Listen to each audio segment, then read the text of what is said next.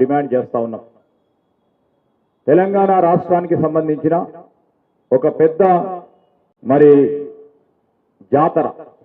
అతిపెద్ద జాతరకు సంబంధించి మేడారం జాతర, సమ్మక్క సారలమ్మ జాతరకి జాతీయ హోదా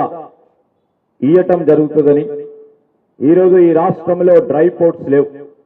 మనదంతా కూడా ల్యాండ్ లాక్, అంటే మనకు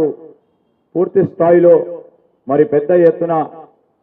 ఒక పోర్టును ఏర్పాటు చేసే క్రమం చేస్తే వాణిజ్యం వ్యాపారం ముందుకెళ్లే కార్యక్రమాలతో పాటు హైదరాబాద్లోనే సుప్రీం కోర్టు బెంచ్ను ఏర్పాటు చేయడానికి తగు విధమైన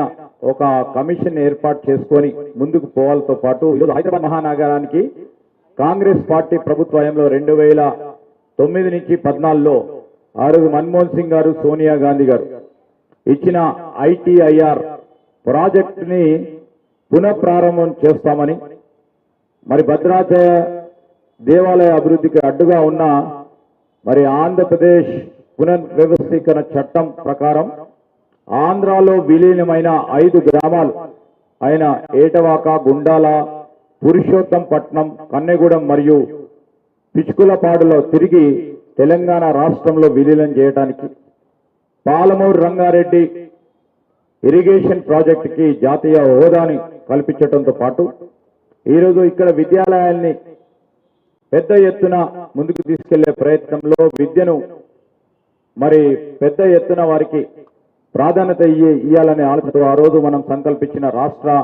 మేనిఫెస్టోలు సంకల్పించిన మరి మోడల్ పాఠశాలలతో పాటు ఈరోజు 4 నూతన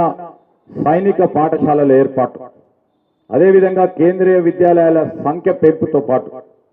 నవోదయ విద్యాలయాల సంఖ్య పెంపుతో పాటు ఇవన్నిటిని కూడా ఏర్పాటు చేస్తాం. అదేవిధంగా 73, 74వ రాజ్యాంగ సవరణ ప్రకారం కేంద్ర ప్రభుత్వ నిధులు గ్రామ పంచాయతీలకు నేరుగా, అదేవిధంగా స్థానిక సంస్థలకు నేరుగా వచ్చే విధంగా బదిలీలు చేయటం, మరి ప్రతి ఇంటికి సౌర శక్తితో కూడిన సొంత విద్యుత్ ఉత్పాదక వ్యవస్థ ఏర్పాటు చేయటం, ఈరోజు ఇవన్నిటికి సంబంధించి ప్రధానమైన 23 మరి తెలంగాణ రాష్ట్రానికి సంబంధించి మరి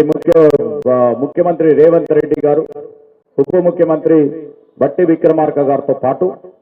అనేక సందర్భాల్లో చర్చించి కేంద్రంలో మన కాంగ్రెస్ పార్టీకి సంబంధించిన మల్లికార్జున్ ఖర్గే గారు, రాహుల్ గాంధీ గారు, కేసీ వేణుగోపాల్ గారు, మరి కేంద్ర మేనిఫెస్టో కమిటీ చైర్మన్ కు సంబంధించిన పెద్దలు చిదంబరం గారితో కూడా చర్చించి ఇవి ప్రధానమైన అంశాలు.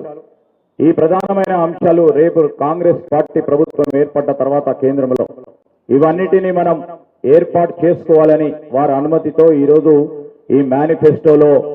5 న్యాయాలు, ఈరోజు 5 న్యాయ 25 గ్యారంటీతో పాటు తెలంగాణకు ఈ ప్రత్యేక హామీలు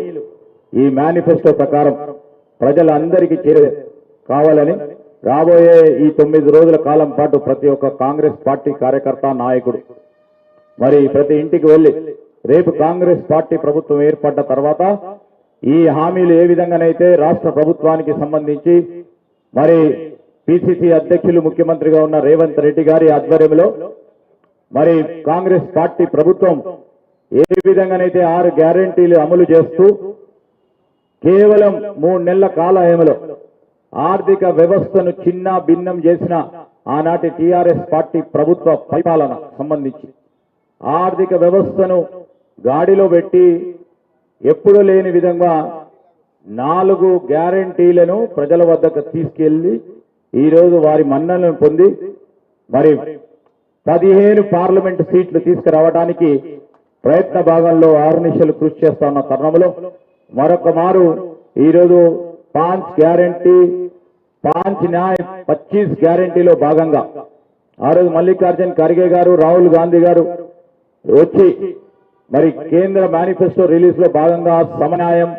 రైతు న్యాయం, కార్మిక న్యాయం, యువ న్యాయం, మహిళా న్యాయానికి సంబంధించిన ఈ 5 న్యాయ 25 గ్యారెంటీతో పాటు మేము కాంగ్రెస్ పార్టీ పక్షాన ఈరోజు పిసిసి అధ్యక్షులు మరి రేవంత్ రెడ్డి గారు మరి అత్యవసర పరిస్థితుల్లో రాహుల్ గాంధీ